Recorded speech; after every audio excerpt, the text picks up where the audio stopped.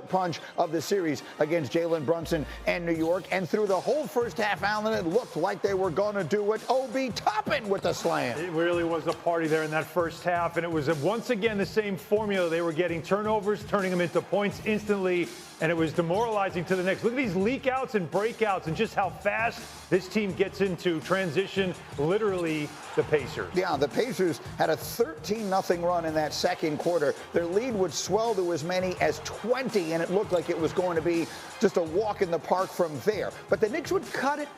Sort of small story. They cut it to 13 at the half. Manageable, right, Marcus? And then here came Deuce McBride. Yeah, Deuce came off the bench, and he played really well, man. It was great to see him get a chance to be at the head of the snake and get the team to play with a little bit of faster pace, and he made some really, really big shots there in that third quarter. He did. He scored 9, kept them in it. Jalen Brunson in foul trouble, and then the fourth quarter. And Karl Anthony Towns had the kind of quarter that Knicks fans, that basketball fans have been waiting for essentially all of their lives. He was spectacular. Yeah, in the first half, he was get out of towns. In the second half, he was Bodega Cat. They loved everything you see right here. Look at that finish. Going strong. He would make 3 threes all in the quarter. He had 4 points through the first 3 quarters of this game. In the fourth quarter, he would score 20, personally outscoring the Pacers in the period single-handedly, carrying the Knicks back into the game. So now the Knicks have the lead. Now we got a minute 20 left. Now we got Brunson with a floater, and the Knicks take the lead again at 23 points for Brunson. 30 seconds to go. Pacers down by 2. Miles Turner, no good. Josh Hart, huge board, makes both foul shots, and the Knicks are able somehow, some way, to keep themselves alive in the series. Down 20, they come all the way back to win it by 6. The Knicks are now the first team in the play-by-play era, so it goes back to 1998, to overcome 3 deficits of at least 20 points within a single postseason. All of them have come on the road. In fact, they are 6-1 on the road now in these playoffs. All 6 of those wins have been by 6 or fewer points. Here was Karl Anthony Towns after the game. I think the Detroit series, Boston series, we showed that this team never quits. And no matter what the deficit is, we're going to play to the final horn. And I think that tonight was another night where we get to show that New York grit that I talked about. We're a gritty team, and we're a team that's very unified in that locker room. So it's a testament to this whole team willing to sacrifice for one goal. And it was one unbelievable performance. And Jay Williams, you were there. We'll start with you. You've known Cat pretty much all of his life. How about that performance in the fourth quarter last night? I mean, Granny, it was dramatic, it was necessary, and it was bold, right? I mean, obviously, his first 3 quarters, not scoring in the first quarter, opening of the game, and then for him to have 20 of his 24 points and finish the way he did. I have to just say this off the top, Greeny. I've known Cat since he's been 14 years old. We both went to St. Joseph's High School in Metuchen, New Jersey. And one of the things that we have in common, not only playing at St. Joseph's in Metuchen, is that I lost my mother 2 years ago on April 8th. He lost his mother 5 years ago on April 13th to COVID. And for this performance, probably the biggest performance in his New York Knicks career to occur in a Game 7-like scenario. I mean, if they don't get this game, this series is done. Finito, it's over.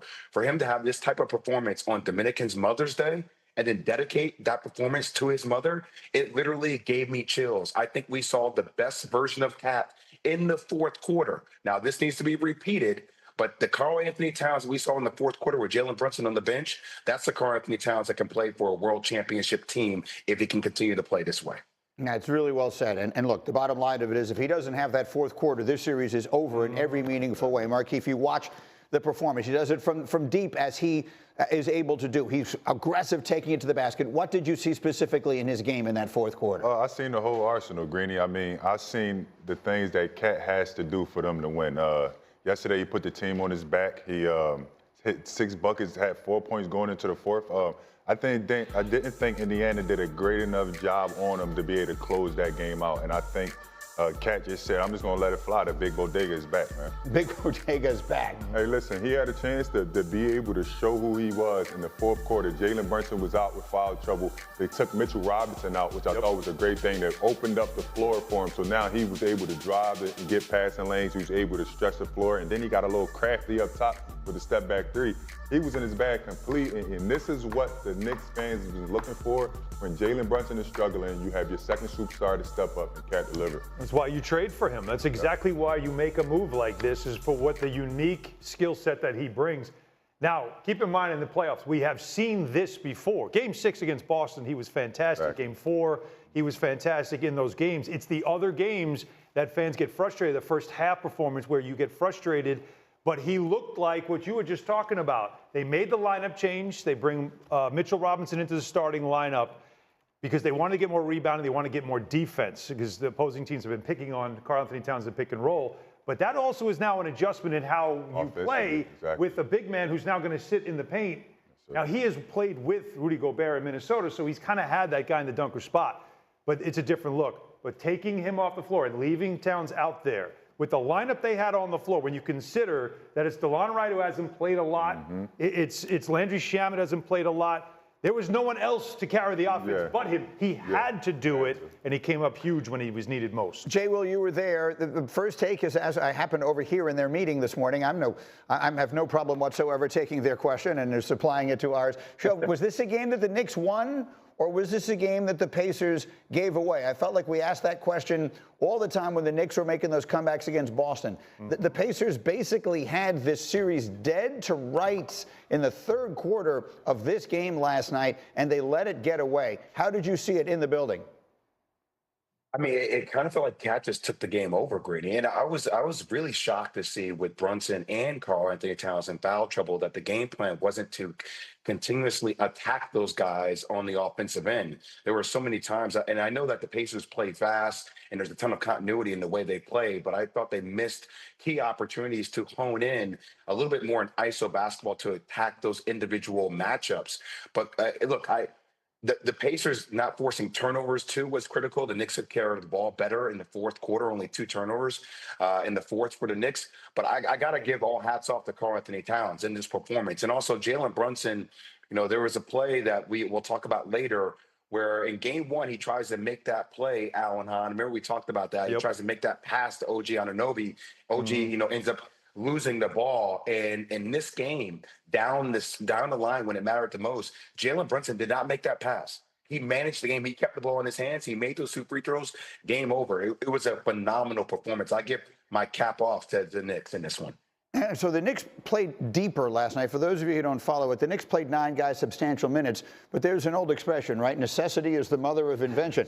Like, we could give Tom Thibodeau all the credit in the world for finally changing up his strategy. But last night he had to do it because of the significant foul trouble that his guys were in. Did he stumble onto something by going deeper, by playing guys who you had forgotten were even on the team going into last night's game? Do you think he stumbled onto a formula that could help the Knicks get all the way back in the series? I think possibly, but I also think having Cat out there with the floor space really helped him out, right? Yeah. Like he was able to be himself. He got the ball. He got touches every time down. You know how that feels when you know that the ball is going to touch your hands.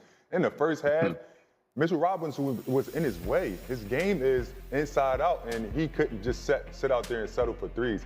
I think he found something, but I've been saying this all season. You have guys on the end of that bench. You have to give them an opportunity to see what they can do. Shamet came in, played really well. We watched the game together, and I was like, this can either be super bad or it can actually be good, and it actually came out. Yeah, that's what I mean. The lineup change that he made in the starting lineup, Mitchell Robinson for Josh Hart, is one thing. It's another thing entirely all of a sudden when you're playing guys like Wright and Shamet, who had basically not seen the floor at all in this. He had to do that because of foul trouble. He went to them as defenders, counting on Karl Anthony Towns to single-handedly carry the offense, and it worked. I mean, look, when you bring guys that haven't played in the whole playoffs, Indiana has to take a step back and kind of regroup and see what those guys are giving. You haven't seen them all playoffs. It's a different look. Like Marcus said, I don't really know like if they found something because early in the game they couldn't really get the groove with Mitchell Robinson in the game, right? And the start of the fourth quarter, Cat was able to drive the floor. He was able to play from outside, and then you had other guys come in that defended. Shamet hit a big 3. Also, he made some big plays off the dribble. So if I'm the Knicks, I definitely go back to that to see what it looked like. Yeah, you're just trying to, when you're down 20 and you're down 0-2 in the series, you're trying to find 5 guys that can work. Like, Anything, I don't care who it is, I got to figure it out. And so he found something with those guys. And so then he sticks with it, which leaves Jalen Brunson on the bench, which, could be a critical move. But it's these guys are working. Whatever it is tonight is working. I'll worry about game 4 when that time comes. But how much of a confidence booster is that for those guys, though, for Wright and for Shamet? The next time they're called upon now, you at least have that confidence from game 3. And now you wonder, will he play 9 guys? Will Tom Thibodeau continue to do this? Or, like, you know, Kenny Smith last night had a great line about how Tom Thibodeau wouldn't play 9 guys in a baseball game. Right. You know, like, but he had to because of the foul trouble in this game. It forced him to do it. And you got to see something that maybe we wouldn't have known about. So the question is, do we all of a sudden have ourselves a series? We'll answer that one as we go. Cindy, let's just wrap it up with one little stat I love. 822, if we can, just to sort of chalk it up. Perhaps we should have known that the Pacers were going to lose this game.